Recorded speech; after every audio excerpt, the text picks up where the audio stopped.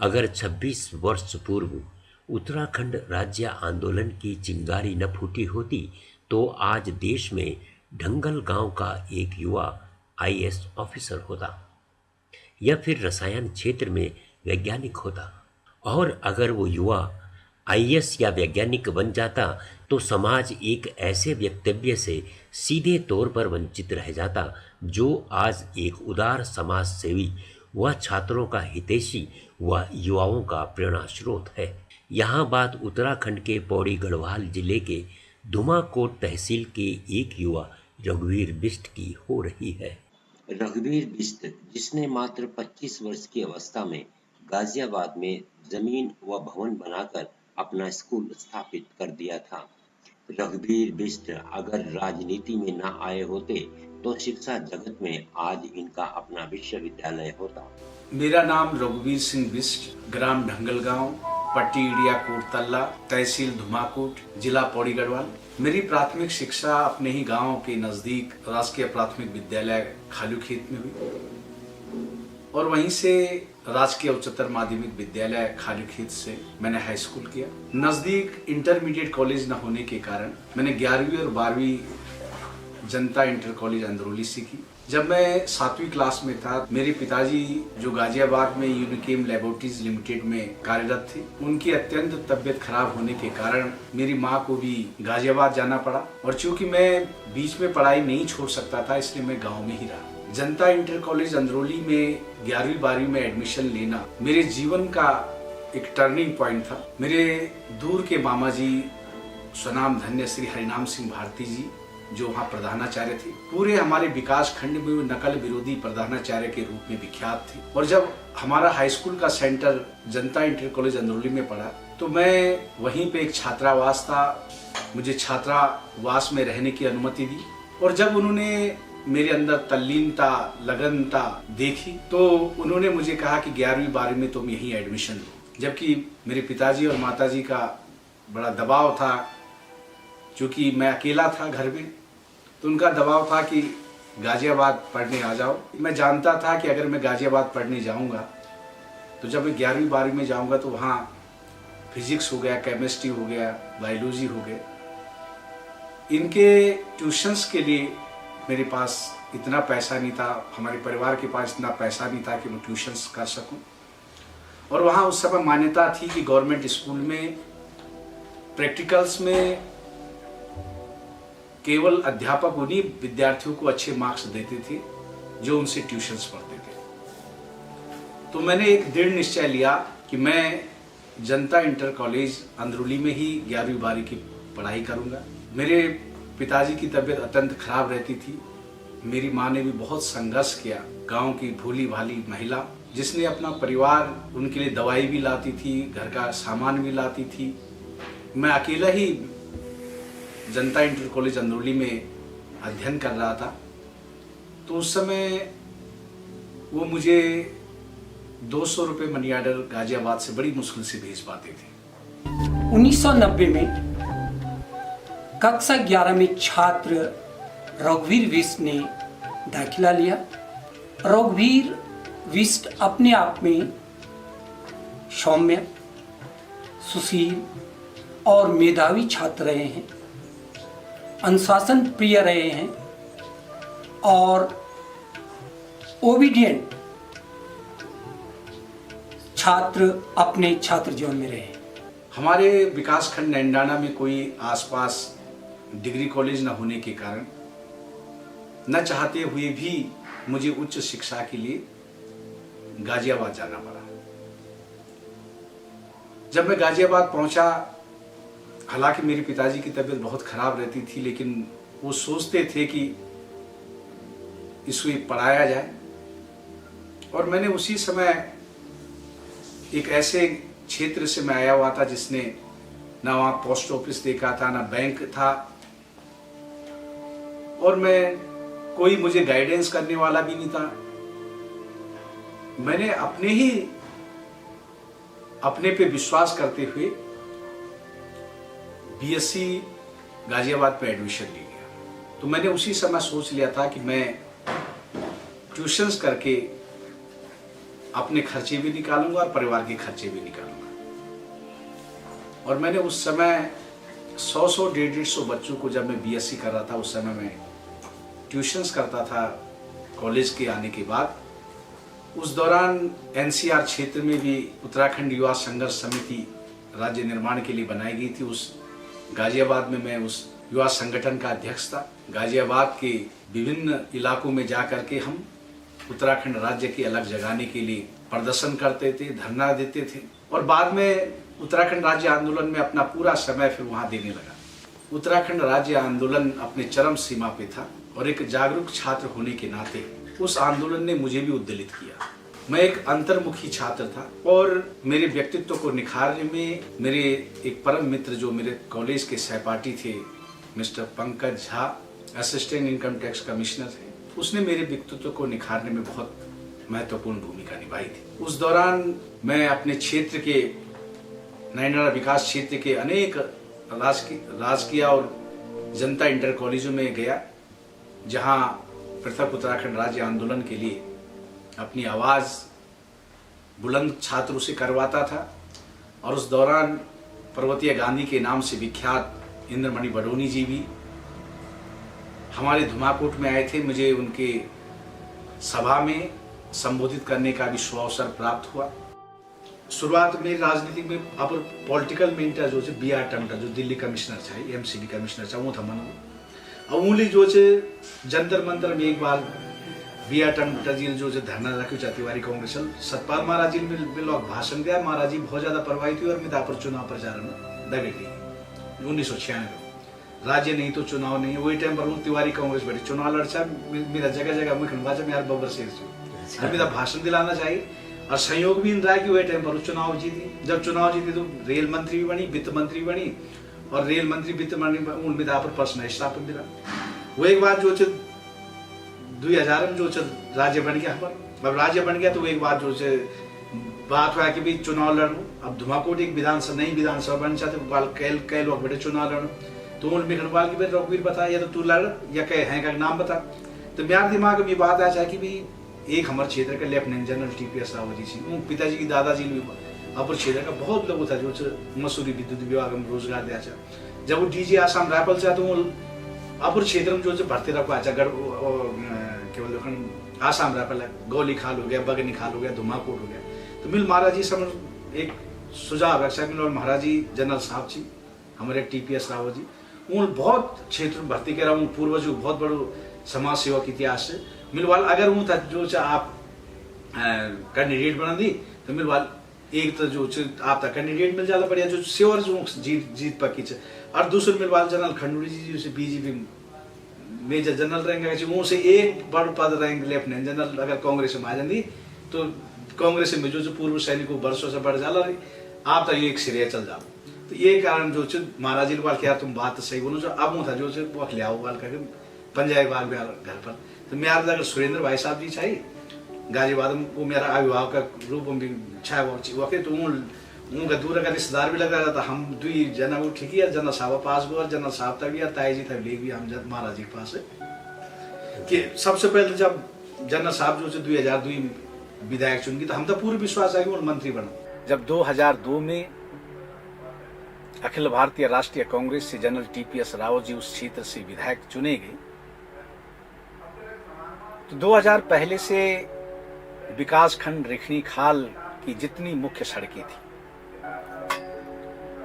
चाहे वो चकुलिया खाल से लेकर के रेखनी खाल रहा हो, चाहे वो ढौटियाल से लेकर के रथवा ढाब मोटर मार्ग हो, चाहे रथवा ढाब से लेकर के गाड़ी पुल होते हुए रेखनी खाल मोटर मार्ग रही हो, और चाहे रेखनी खाल से बीरू खाल मोटर मार्ग रही। ये मुख्य मेन सड़कें थी। इन सड़कों में 5 किलोमीटर भी डामरीकरण नहीं हुआ था और कहते थे लोग कि जब रेखनी खाल से कोई व्यक्ति रामनगर या कोटद्वार आता है तो लोग अपने आप पहचान जाते थे, क्योंकि वो धूल से उनके चेहरे उनके कपड़े इतने सने होते थे कि लोग पहचान जाते थे कि ये रेखनी खाल से आए। खुद जो रामीसेरा से लेके बसड़ा मोटर मार्ग था वो भी जो है कच्ची रोड थी। पूरे रिखणीखाल विकास खंड की जनता जानती है कि जब उन्होंने अपने प्रतिनिधि के रूप में जनरल टीपीएस रावत जी को चुना, मैं अपने आप को सौभाग्यशाली मानता हूं कि ऐसे व्यक्तित्व के सानिध्य में उनके जनसंपर्क अधिकारी के रूप में मैंने भी काम किया। मैं इसलिए भी उनको, जो हमारे पदाधिकारी थे उस समय के पार्टी के, उन सब की मेहनत से मैं दावे के साथ कहना चाहता हूं कि जितना काम उन 5 सालों में हुआ, इतना काम आज तक कभी नहीं हुआ। वो जो मुख्य सड़कें थी उनमें 85, जब उन्होंने अपना विधायक पद छोड़ा था तो उस समय 85% सड़कों का डामरीकरण हो गया। और हमने पहली बार हॉट मिक्स रोड चकुलिया खाल से लेकर के रिखणीखाल की रोड देखी थी। दूसरा, उन्होंने करीब 24 नई सड़कों का उसी रिखणीखाल विकास खंड में, उन 24 सड़कों पे जिन पे काम रुका पड़ा था, जिन पे काम शुरू भी नहीं हुआ था, उन सड़कों पे काम शुरू करवाया। रुके हुए कामों को, जो 17 साल से रुके पड़े काम थे, उनको आगे बढ़ाने का काम किया। चाहे रिखणीखाल, किलवोखाल, टकुलीखाल मोटर मार्ग हो, ये उसी समय आगे बढ़ी। चाहे खनीता खाल, ढाबखाल खनीता खाल मोटर मार्ग हो, चाहे ढाबखाल उनेरी अंदरसो मोटर मार्ग हो, चाहे गुडलखेत घोटला मनीगांव मोटर मार्ग हो, चाहे धारकोल दुदारखाल मोटर मार्ग हो, चाहे जुई पापड़ी मोटर मार्ग हो, चाहे पानी सैंड डबराड मोटर मार्ग हो। वो शुरू हुई थी, वन विभाग के कारण वो लटकी पड़ी है, लेकिन शुरुआत उस समय हो गई थी। चाहे पानी सैंड सौलखान बसड़ा मोटर मार्ग हो, चाहे बसड़ा बरई रथवाडाब मोटर मार्ग हो, चाहे शिशल्डी मोटर मार्ग हो, चाहे बसड़ा भूंगा मोटर मार्ग हो, चाहे कुंडलसेरा द्वारी मोटर मार्ग हो, चाहे रजबो मोटर मार्ग हो, ये सब की सब सड़कें, चाहे पुलों का निर्माण हो, करतिया पुल का निर्माण हो, जितने भी सड़कें हैं, इन सभी सड़कों पर उसी समय काम शुरू हुआ। और आज हम गर्व के साथ कह सकते कि रिखणीखाल और नैंडाना ब्लॉक में कोई भी गांव ऐसा नहीं है जहां 5 और 10 किलोमीटर लोगों को पैदल चलना पड़े। दूसरा, रिखणीखाल में जो सबसे बड़ी समस्या थी वो पानी की थी, और उसी कार्यकाल में, जनरल टीपीएस राव जी के कार्यकाल में, चाहे अंदरसों पेयजल योजना हो, चाहे हिंदी पेयजल योजना हो, और चाहे परंडी पेयजल योजना हो। जब जनरल टीपीएस रावत जी ने जनरल खंडूरी जी के लिए सीट खाली की थी तो परंडी योजना की घोषणा भी उन्होंने वहीं पे करवाई थी। ये 3 बड़ी योजनाएं उसी समय की हैं, और जनरल टीपीएस रावत जी के ही कार्यकाल में पूरी जो मंदाल घाटी थी उसका विद्युतीकरण किया गया। वो वहां पे एक तिमल सैंड पुल थे, वो कहते थे कि जो इस तिमल सैंड पुल को बनाएगा वो हमारा विधायक होगा। वो तिमल सैंड पुल भी जनरल टीपीएस रावत जी के कार्यकाल में बना था। कम से कम 10 स्कूलों का उच्चीकरण हुआ था, चाहे कोटरी सैंड कन्या जूनियर स्कूल का उच्चीकरण हो, चाहे गाड़ी पुल का उच्चीकरण हो, चाहे बमनगांव स्कूल का उच्चीकरण हो, चाहे चौकड़ी स्कूल का उच्चीकरण हो, चाहे कुलानी खाल का उच्चीकरण हो, चाहे कंचन खेत का उच्चीकरण हो, चाहे खनेतर खाल का उच्चीकरण हो, चाहे चौकड़ी का उच्चीकरण हो, ये सब के सब स्कूल उसी समय उच्चीकृत हुई। मंदिरों के सौंदर्यकरण के लिए, चाहे तारकेश्वर मंदिर का सौंदर्यकरण हो, चाहे ढौटियाल मंदिर का सौंदर्यकरण हो, चाहे तिमल सैंड मंदिर का सौंदर्यकरण हो, और चाहे भैरवगढ़ी मंदिर का सौंदर्यकरण हो, चाहे झल महादेव मंदिर का सौंदर्यकरण हो, उसी कार्यकाल के दौरान सारे मंदिरों का सौंदर्यकरण हुआ। चकुलिया खाल से लेकर के तारकेश्वर तक रोड पीडब्ल्यूडी से, उसको पीडब्ल्यूडी में, वन विभाग की रोड को पीडब्ल्यूडी में ट्रांसफर करवाया, आज उसका डामरीकरण भी करवाया। हमें रिखणीखाल से लेकर के अगर खालू डाना जाना होता था तो पहले रथवा ढाब जाते थे, फिर हल्दू खाल जाते थे, फिर आते थे और फिर उसके बाद ऊपर से होते हुए फिर खालूडांडा पहुंचते थे। ये जनरल टीपीएस रावत जी के कार्यकाल में सुलमोड़ी, जो आपका खिमाखीर सुलमोड़ी मोटर मार्ग है, उसकी शुरुआत भी उसी समय से हुई थी। अब मैं बात करता हूं अपने विकास खंड नैनीडांडा की कि 70 साल में वहां सबसे ज्यादा ऐतिहासिक काम हुआ है तो वो पटोटिया डांडा में डिग्री कॉलेज की स्थापना हुई। हम उच्च शिक्षा से वंचित हो जाते थे उस क्षेत्र के लोग, आज हमारे बच्चे वहां से बीएससी कर रहे हैं, बीए कर रहे हैं, बीएड कर रहे हैं। ये देन, ये ऐतिहासिक कार्य जनरल टीपीएस रावत जी के ही कार्यकाल में। जो 17 साल से बंद पड़ी सड़कें थी, चाहे शंकरपुर नैनडांडा शंकरपुर मोटर मार्ग रहा हो, चाहे खालूडांडा अपोला सेरा मोटर मार्ग रहा हो, चाहे धुमाकोट पिपली मोटर मार्ग रहा हो, इन सब पे काम कराने का काम उसी कार्यकाल में हुआ था। जब जनरल टीपीएस रावत जी ने जनरल खंडूरी के सीट खाली की तो जो सबसे दूरस्थ क्षेत्र था चैड़ चैवड़, वो सड़क भी दंडार में जनरल टीपीएस रावत जी के कार्यकाल में उस सड़क का शिलान्यास हुआ था और जनरल खंडूरी के कार्यकाल में उस सड़क चैड़ चैवड़ा तक पहुंची थी। आप कमंदा, ये रोड हल्दुखाल से लेके कमंदा आसूगाड़ तक, आसूगाड़ में 2-3 किलोमीटर में जो फॉरेस्ट के कारण लंबित पड़ा था, वहां के लोगों ने जनसंपर्क शक्ति के माध्यम से आर्थिक सहयोग लेकर के उस सड़क को पूरा करने का काम किया, लेकिन उसकी शुरुआत भी जनरल टीपीएस रावत जी ने की थी। चाहे परसोली चैताधार मोटर मार्ग की बात हो, चाहे मुजरा बैंड से लेकर के अपूरा सिरा मोटर मार्ग की बात हो, चाहे मंजड़ा बैंड से लेकर जड़ाव खान मोटर मार्ग की बात रही हो, और चाहे आपका ये किनगोड़ी खाल गौली खाल मोटर मार्ग का डामरीकरण की बात हो, ये सारे के सारे काम उस समय के ही कार्यकाल में हुई थी। हमारे विकासखंड नैनडांडा में स्वास्थ्य सेवाओं की बात हो तो उन्होंने नैनडांडा में स्वास्थ्य भवन के लिए पैसा स्वीकृत करवाया, 4 स्वास्थ्य उपकेंद्र स्थापित करवाए, दूर संचार के क्षेत्र में हमारे यहाँ जगह जगह मोबाइल टावर लगवाए और धुमाकोट पेयजल योजना बनवाई। धुमाकोट इंटर कॉलेज में जो भवन जीर्ण शीर्ण हो गया था, एक पूरा भवन, उसके नव निर्माण में धन स्वीकृत करवाया। विकास के तमाम कार्य में जो है रघुवीर ने जो है बड़ी मदद करी और उनके बहुत अच्छे जो है सुझाव रहे, जिसके कारण जो है हम अपने क्षेत्र में जो है बहुत विकास जो है वो कर पाए।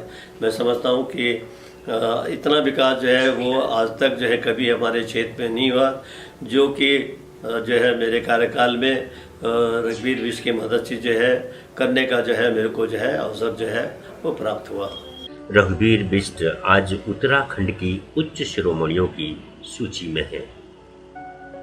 वो आज संस्कृति, इतिहास, अध्यात्म और राजनीति के प्रखर प्रवक्ता माने जाते हैं।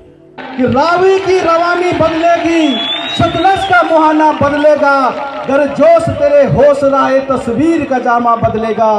बेजार न हो, बेजार न हो, ये सारा फसाना बदलेगा। कुछ तुम बदलो, कुछ हम बदले, तंतों जमाना बदलेगा।